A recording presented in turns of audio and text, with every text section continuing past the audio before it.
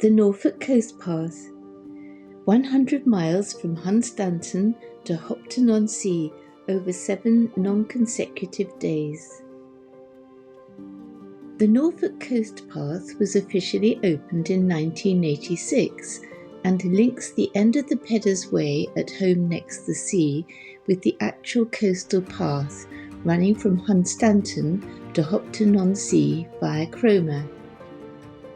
Having already walked the Peddar's Way in July 2016, I returned with a sense of deep joy to take some indulgent time out to walk the coastal stretch in glorious weather during the spring of 2022.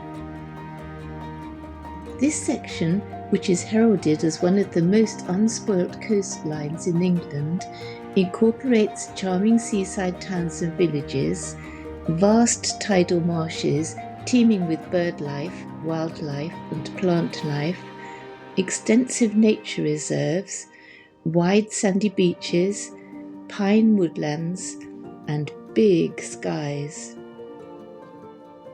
The logistics of doing this walk were different to my usual modus operandi because I realised that I could complete the trail in 7 one-day stabs from my home in Cambridgeshire. This involved getting up early, driving to the coast, parking in a suitable place, knocking off the day's walk, returning to my car by public transport, and then driving home again. They were long but very satisfying days, and for the first time I started to understand why so many people, particularly birdwatchers, find the seemingly bleak Norfolk coast so attractive. Hopefully these reasons will become apparent during the following account of my walk. Day 1, Hunstanton to Burnham Deepdale, 13 miles. Here is the start of the trail by the War Memorial in the centre of Hunstanton. My son Alex accompanied me on this stage, but I walked the next 6 days solo. Leaving Hunstanton, heading out past the beach huts into the dunes. Déjà vu, arriving at the point by Home Next the Sea where Alex and I completed the Peddar's Way in July 2019. The site of Sea Henge. This 4,000-year-old prehistoric monument, one of 2 timber circles found near Home Next the Sea in 1998, originally consisted of a circle of 55 timber posts and a central upturned timber stump, which were revealed at low tide. They were removed for preservation purposes and are now on display in the King's Lynn Museum. Thornham Church. Thornham was formerly a medieval port whose capacity was increased in the 17th century, but it went into decline with the advent of the railways. The trail was lined with literally thousands of alexanders, an edible plant also known as wild celery. It is a diuretic and has been used traditionally for treating stomach and menstrual problems, scurvy, asthma, dropsy and boosting immunity. Cherry blossom in Thornham. Cruising past Brancaster Staithe on the boardwalk. Brancaster Staithe, formerly a busy seaport, is now a popular sailing centre. Day 2, Burnham Deepdale to Wells Next the Sea, 13 miles. After the peace and quiet of the marshes, Wells Next the Sea was an assault on the senses because it was heaving with tourists. Here is the windmill at Burnham Overy Staithe. Passing through Burnham Overy Staithe and heading back out into the peace and quiet of the marshes. Alexander's in the foreground. Approaching Holcombe Beach, Holcombe Beach goes on for miles and miles. I thought I would never get to the end of it. The beach road at Wells Next the Sea. On day 2, a strange set of circumstances took me to the Anglican shrine at Walsingham.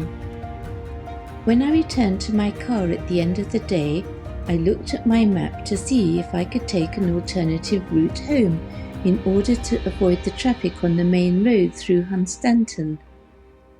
My eye was drawn to the village of Walsingham, which lies 4.5 miles due south of Wells. Something in the back of my mind prompted me to take this route because, although I had heard of Walsingham, I didn't know anything about it. So I decided to go and investigate. I learned subsequently that Walsingham is said to be England's Nazareth. The site was founded in 1061, destroyed in 1538, and restored in 1931. It has been a major place of pilgrimage for nearly 1,000 years and is still visited by droves of pilgrims from far and wide. So I jumped in the car and headed south. En route, I stopped off at the atmospheric Warham Iron Age hill fort, which was built by the Iceni tribe over 2,000 years ago. The magical atmosphere there sort of set the stage for what was to come. Back in my car, I allowed it to follow its nose, and without consulting the map, it took me along a maze of roads right to the very front of the shrine of Our Lady of Walsingham. I was expecting the village and the shrine to be heaving with visitors, but I seemed to be wrapped in a sort of protective shroud, and my visit was strangely devoid of other tourists or pilgrims. A parking space magically opened up right outside the shrine, and as I hesitantly entered through the front door, my mind and body were literally blown away by the powerful energy there. The church and shrine were initially deserted, and I was drawn to the left, towards the Holy Well. It was like a magnet drawing me in, and as I approached it, a priest came towards me. I later discovered that he was the priest administrator, Father Kevin Smith, who is in charge of the whole shrine. The well was actually closed to visitors on the day of my visit, but the father very kindly allowed me to go down, and he sprinkled me with some of its holy water.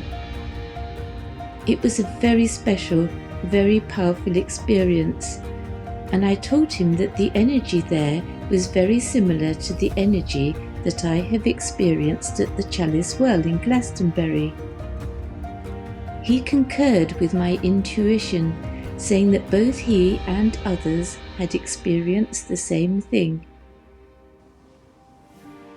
The Holy House, a replica of the house of Nazareth, where the angel Gabriel told Mary that she was to be the mother of Jesus. I was on a high after I left the shrine, and I then visited the nearby ruins of Walsingham Abbey and 2 more holy wells in the grounds there. The whole site was imbued with the same very special, very powerful energy.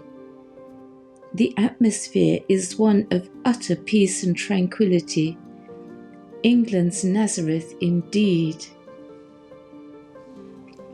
The River Stiffkey, which also runs past Warham Hill Fort. It flows through the grounds of the Abbey. I have no recollection of driving home after my visit to Walsingham. It was like I was driving in a protective bubble. The intense spirituality of the place lingered on for a long time after my visit, and even remains with me to this day. Day 3, Wells Next the Sea to Cley Next the Sea, 13.5 miles. Here is the chai latte that helped to power me along the trail near Blakeney. Cley next the sea. The windmill at Cley next the sea. Day 4, Cley next the sea to Cromer, 15 miles. Leaving Cley and heading out into the marshes with the windmill in the background and birdsong in my ears. The path across Cley marshes is said to be the most famous bird walk in Britain and home to huge numbers of migrating waders and summer visitors, including spoonbills, black-tailed godwits and ruffs. The most famous visitor in 2008 was the rare North American white-crowned sparrow, but I'm afraid that most of the birds I saw looked rather like LBJs, or little brown jobs, and I was unable to distinguish one from the other. At least, not until I came across a group of twitchers being given a guided tour by a bird expert. They were all lined up on the bank with top-of-the-range telescopes and binoculars, looking very serious. When I reached the group, I asked if they had seen anything interesting, and the leader, ignoring his group, immediately latched onto me and bombarded me with his specialist bird info. He let me have a look through his high-powered binoculars and told me that I was seeing avocets, marsh harriers, various types of warblers, and a whole load more besides. But, like the elusive otter, that North American white-crowned sparrow was conspicuous by its absence. I had to walk along 6 miles of this ankle-wrenching shingle between Cley and Weybourne. En route, I met a couple of solo fishermen who were fishing in separate locations, saw me coming, and individually waylaid me for a chat to alleviate their day of isolation on this otherwise deserted beach. Approaching Sheringham with sea pinks or thrift in the foreground. Beeston Bump, said to be the lair of the notorious Beastie, a ghostly black hound called Black Shuck, who was the inspiration for Arthur Conan Doyle's The Hound of the Baskervilles. Black Shuck is said to roam the coast and lonely lanes of Norfolk, and according to the legend, anyone who has the misfortune to meet him will be dead within a year. Looking down on Sheringham from the top of Beeston Bump, one of the highest points in Norfolk at 207 feet above sea level. Cromer Pier. Day 5, Cromer to Happisburgh, 15 miles. I learnt from the locals that a lot of Norfolk place names have unusual pronunciations. Happisburgh is one of them. Crimson clover on the trail. Crimson clover's root system is particularly useful for helping to prevent erosion and for building soil. Unlike the excellent shuttle bus services which run between Hunstanton and Cromer, public transport after Cromer is almost non-existent. So, in order to walk this stage, I parked in Cromer, walked to Happisburgh, caught a bus to North Walsham, and then took the train back to my car in Cromer. After walking along the coast for several days, it was quite exciting taking a journey inland and experiencing a bit more of the Norfolk countryside. The Market Cross in the centre of the small sleepy town of North Walsham. The radar dome at Beacon Hill between Trimmingham and Munsley. Angelica in the foreground. Angelica is a useful expectorant for coughs, bronchitis and pleurisy, and good for easing flatulence. It stimulates the appetite and can be used for treating anorexia nervosa. Happisburgh Lighthouse. Information boards by the beach and lighthouse at Happisburgh tell visitors that archaeological evidence found at Happisburgh demonstrates that humans first appeared in Britain 850,000 years ago, much earlier than previously thought. The Happisburgh foreshore is thus the oldest archaeology site in Northern Europe. Other evidence at the site indicates that it lies on an ancient estuary of the River Thames, which was bulldozed south to its current course by a giant glacier 450,000 years ago. While waiting for my bus to North Walsingham at the bus shelter in Happisburgh, I had a very interesting chat with an elderly couple who had recently moved to the village and were in the process of renovating a house there. They were keen walkers, and over the years they had walked pretty much all over the UK. I asked them why they had chosen Happisburgh of all places to settle down, given that they had the whole country to choose from, and they said there was no contest.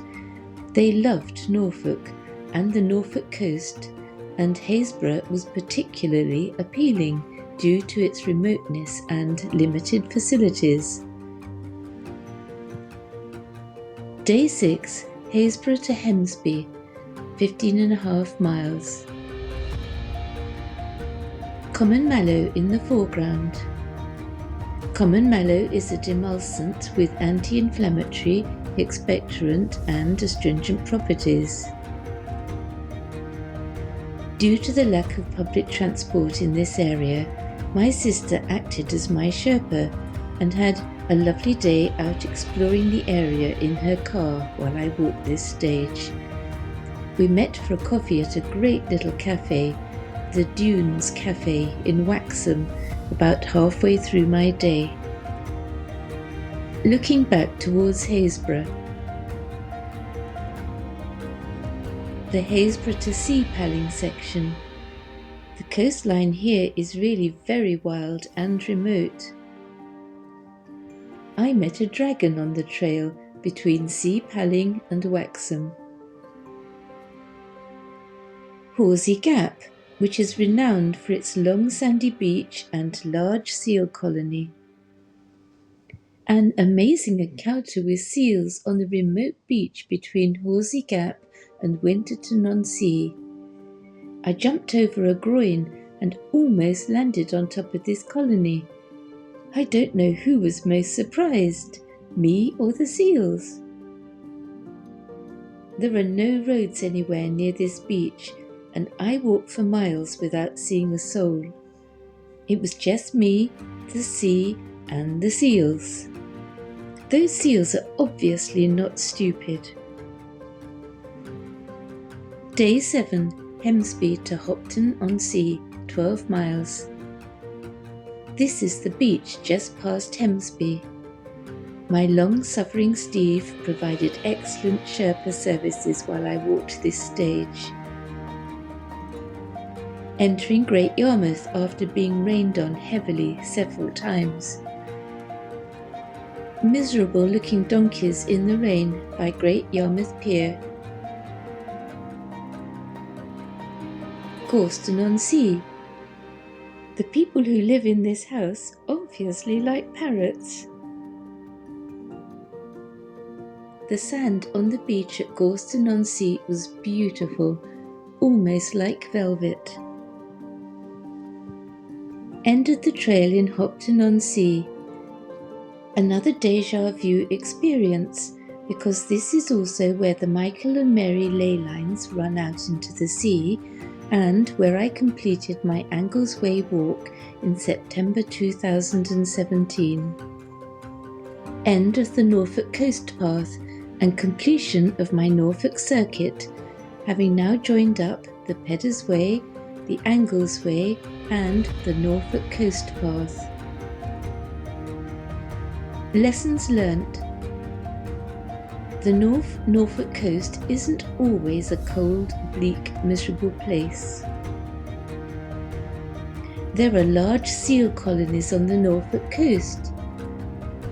The prime locations where seals can be seen are Blakeney Point and Horsey Beach. If only otters were so predictable. Black Shuck gets around.